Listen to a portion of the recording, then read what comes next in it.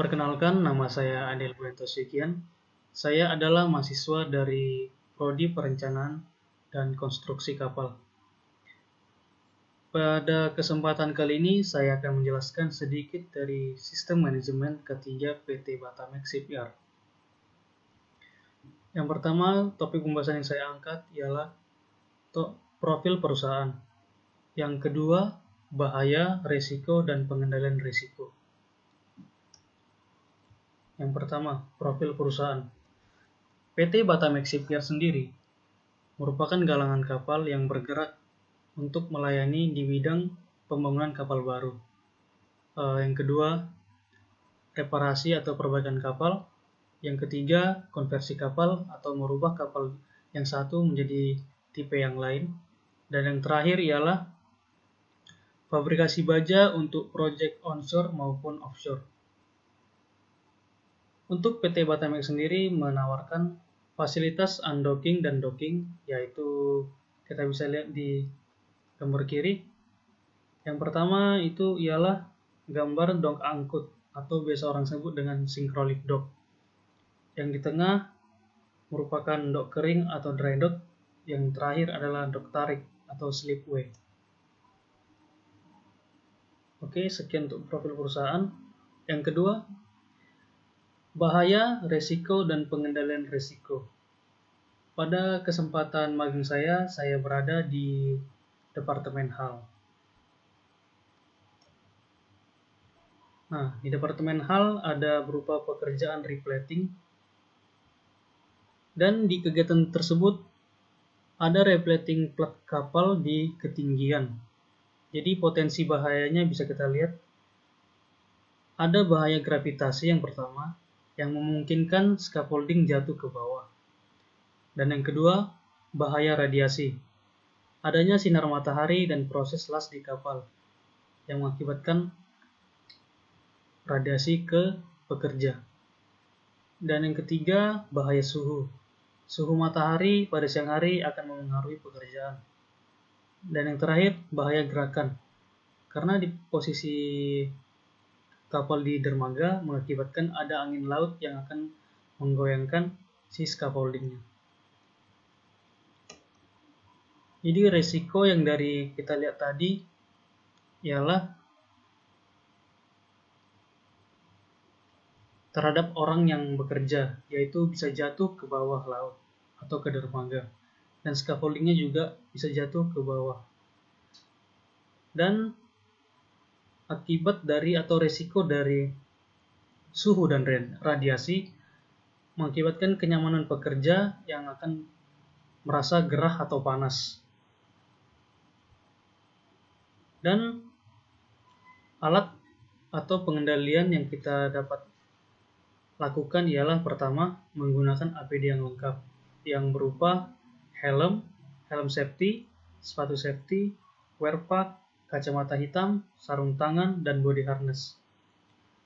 Untuk alat pendukung scaffoldingnya sendiri, kita bisa menggunakan chain block atau rantai katrol, yang cara kerjanya rantai disambungkan ke scaffolding dan akan ditahan oleh eye-lock yang ada di main deck kapal. Untuk gambarnya bisa kita lihat di next slide. Nah, ini. Yang kiri adalah eye-lock sebagai cantolan untuk chain block. Dan chain blocknya sendiri akan menahan si scaffolding agar tidak jatuh. Yang kedua ada kegiatan paint blasting kapal. Kegiatan ini adalah mengecat bagian kulit kapal. Adapun bahaya yang bisa kita lihat, yang pertama, bahaya kimia, bahaya yang akan ditimbulkan dari cat. Dan yang kedua, bahaya mekanik, proses pekerjaan menggunakan kendaraan angkut yang memungkinkan adanya kerusakan mesin atau gagal dalam proses pekerjaan pengangkutan. Dan yang ketiga, bahaya radiasi dan suhu, karena pekerjaan paint blasting berada di lapangan. Dan bahaya ketiga, alat semprot cat menggunakan kompresor tekanan tinggi, karena menggunakan high pressure test ya, pada pompanya sendiri. Untuk yang terakhir, bahaya bunyi. Dan dari alat nozzle-nya tersebut terjadi suara yang cukup bising ya, karena tekanan yang cukup kuat dari pompa. Adapun resiko yang bisa kita lihat,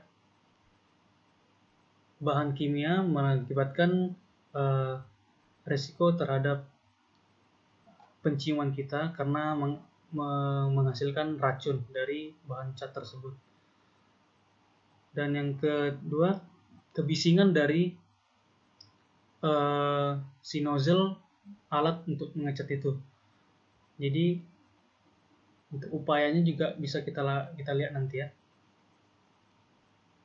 Untuk yang ketiga, resikonya ialah kenyamanan pekerja karena suhu dan radiasi yang tinggi, karena proses pekerjaannya dilakukan pada siang hari. Untuk cara penanggulangannya ialah yang pertama, yang pasti menggunakan APD yang lengkap, dan tambahannya ialah menggunakan masker atau buff yang tebal. Untuk pekerjaannya diberlakukan jeda, karena pada proses painting dilakukan pada siang hari. Mengganti mesin kompresor yang dari tingkat kebisingan yang tinggi menjadi yang rendah, menjadi poin pertama untuk dilakukan nantinya. Dan yang ketiga, kita bisa lihat adalah kegiatan drilling atau pengeboran benda. Bahaya yang bisa disebabkan yang pertama ialah bahaya mekanik. Adanya perputaran mata bor. Yang kedua, bahaya bunyi. Gesekan antara mata bor dengan material. Bahaya listrik apabila ada kabel yang terkelupas atau putus. Yang keempat, bahaya gerakan. Mesin yang digunakan memiliki gerakan turun dan naik.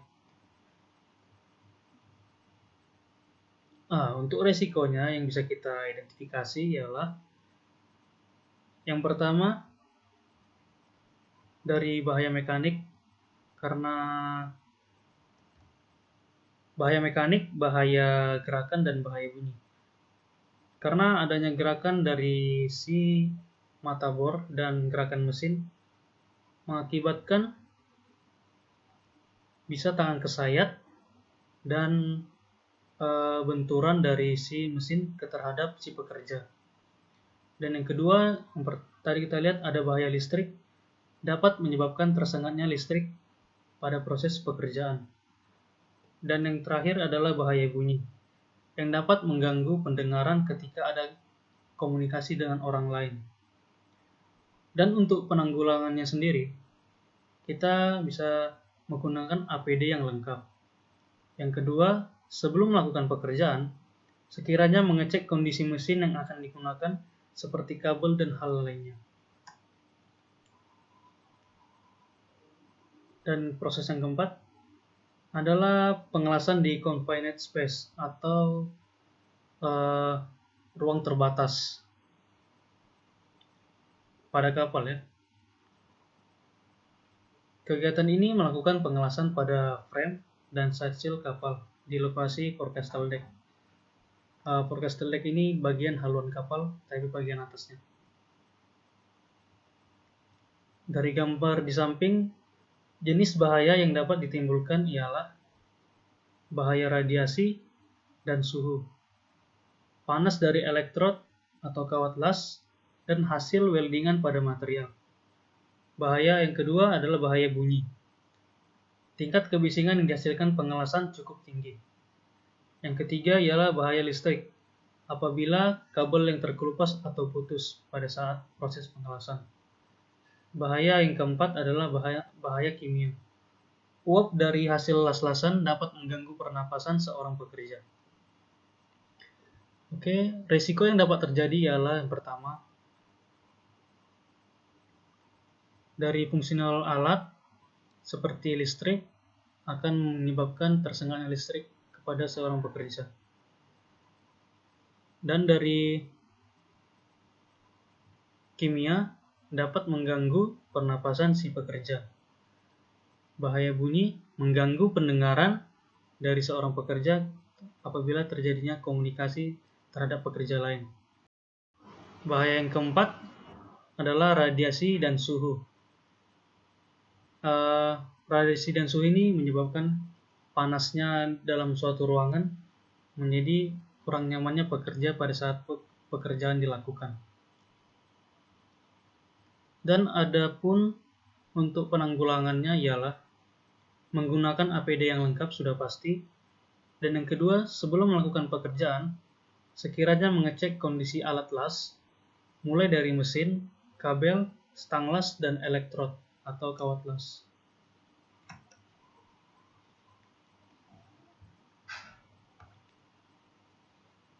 Dan yang terakhir ialah ada proses lifting dan turning, blok haluan kapal tugboat.